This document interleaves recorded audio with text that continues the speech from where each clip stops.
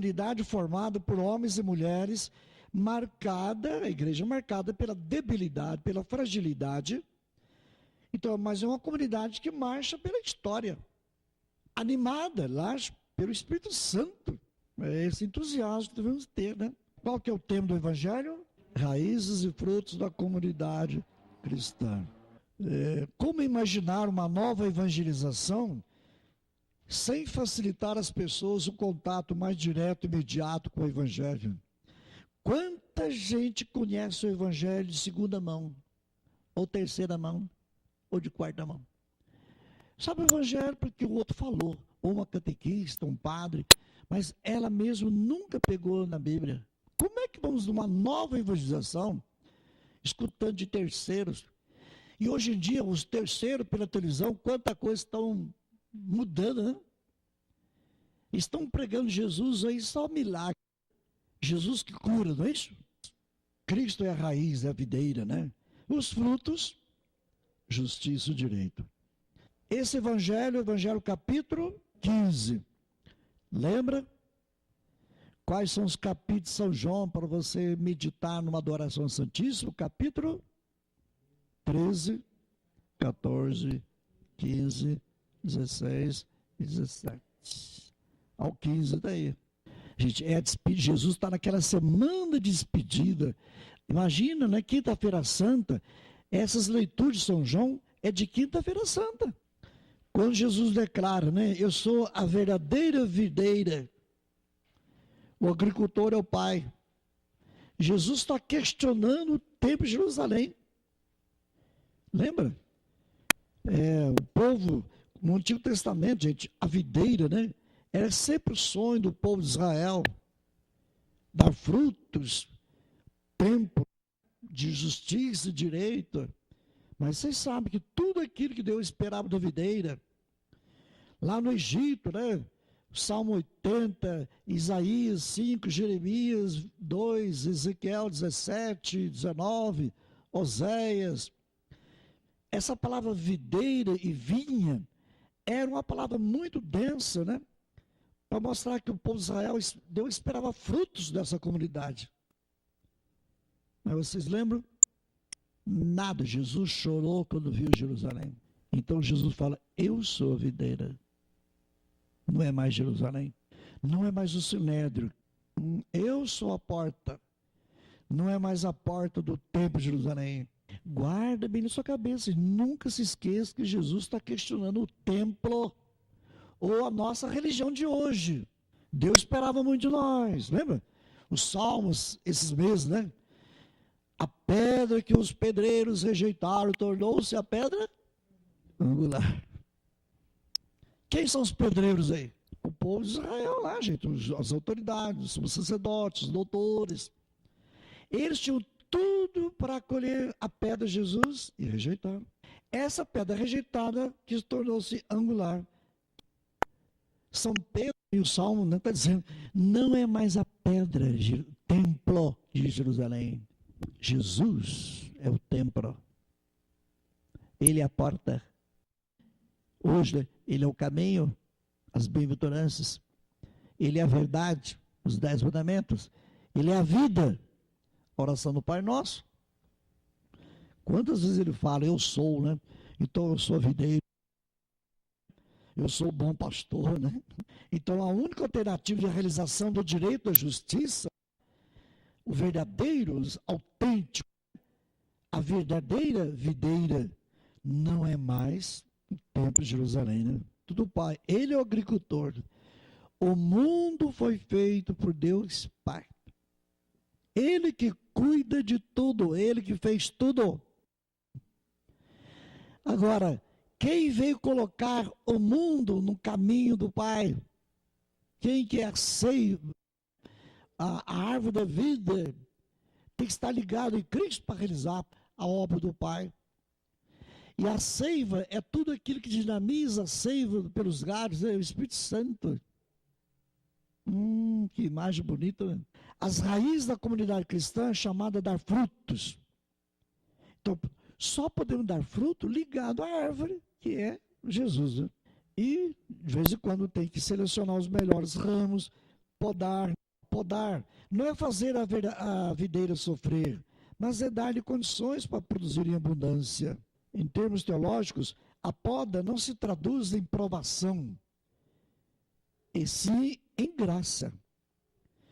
Será que nós estamos preparados para você ver uma doença, uma graça de Deus? Para ser comunidade cristã, qual que é a credência, qual que é o que dá crédito?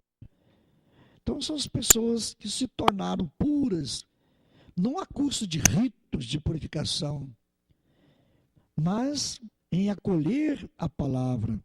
É a palavra de Deus que vai purificar, libertar, capacitar para a missão. Tá vendo, gente? Aquilo é uma crítica contra aquele agnosticismo, as heresias da igreja. Acreditavam só no conhecimento. Basta conhecer a Deus. Não precisa amar o próximo, não. Conheça a Deus. Lembra? Como é que eu posso falar que eu conheço a Deus se não amo o próximo? Até hoje tem quanta teoria aí. Eu agrado a Jesus quando eu vou lá no Santíssimo, fica ajoelhado lá. Você cumprimentou a todas as pessoas aqui da igreja. Você tem tanto dinheiro no banco, deu R$5 só no dízimo, e tem gente passando fome aqui, e você vem ajoelhar no frente do Santíssimo ainda? A gente não percebe os erros, né? Um ramo seco, estéril. O que provoca essa esterilidade? Jesus falou, tudo que não permanece em mim, seca. Será que o dinheiro, o êxito, a moda, o poder, os aplausos, o orgulho, o amor próprio, são mais importantes do que os valores de Jesus? Será o que está secando hoje a igreja? É o lugar privilegiado para o encontro com Cristo. Então, a videira, os ramos, as comunidades estão ligadas a uma videira, né? Um ramo, né? Os ramos estão ligando à videira. Então, tem o sentido de comunidade, né? Então, o corpo de Cristo. Então, claro, individualmente nós somos fracos, frágeis, como São Paulo também. Mas encontrou com a comunidade lá, né? Houve força, né? Ele foi lutando também para mostrar a sua autenticidade. Então, os critérios para sabermos se uma comunidade permanece ou não com Cristo são os frutos de justiça e de direito. Aí pega então a segunda leitura. A segunda leitura vai algo de concreto e sério. O autêntico amor se traduz em obras e na verdade. O amor entre pessoas tende frequentemente a se desviar de sua real dimensão. O importante é conservar aquela sintonia que nos permite ter confiança em Deus a ponto de sermos por Ele ajudados na tarefa de amar. Então, aí estão os mandamentos, as relações de uma comunidade. O amor é a expressão visível da fé em Deus. Sem o amor não há cristianismo, nem religião e nem fé. Não existe outro modo de glorificar a Deus do que dar frutos, justiça e direito. O amor não se vive com conversa fiada, mas atos concretos, é isso? Isso no casamento, em tudo, né? Não basta condenar a guerra, é preciso ser construtor de paz. Não basta fazer discursos de justiça social, é preciso realizar gestos autênticos de partilha. Não basta assinar petições para defender os direitos, é preciso lutar contra as leis e sistemas que geram exploração. Não basta fazer discurso contra as leis que restringem a imigração, é preciso acolher os irmãos estrangeiros. O órfão, a viúva, o estrangeiro. Não basta dizer mal de toda a gente que trabalha na nossa paróquia. É preciso um empenho sério na construção de uma comunidade cristã. Não adianta condenar um protestante, ou espírita, maçonaria, sei lá o que. Não é por aí. Seja você uma pessoa cristã, junto com maçom, espírita, sei lá o que, ponto final. Jesus falou, eu não vim para julgar, vim para salvar. Então não tem que salvar. Então não é condenar, né? Quem não é batizado, quem não casou na igreja vai para o inferno. Meu filho, Não faça isso, porque você não tem o direito de condenar ninguém. As nossas covardias, nossas mediocridades, Jesus vai recriminar a pouca fé dos discípulos, de Filipe, etc. Quem não permanece no tronco tem que permanecer em Cristo, não? E permanecer no seu espírito. São Paulo encontrou com Jesus, encontrou. Mas São Paulo tinha que encontrar com Jesus na comunidade. Só o meu Jesusinho lá no sacrário, meu filho, não faz nada. Não existe o meu Jesusinho lá no sacrário. Não existe Jesus no sacrário sem a comunidade. Ah, não, eu não vou à missa, não vou na comunidade, não vou fazer nada, não. Basta o sacrário para mim. São Paulo teve que encontrar com Jesus e encontrar com a comunidade. Né?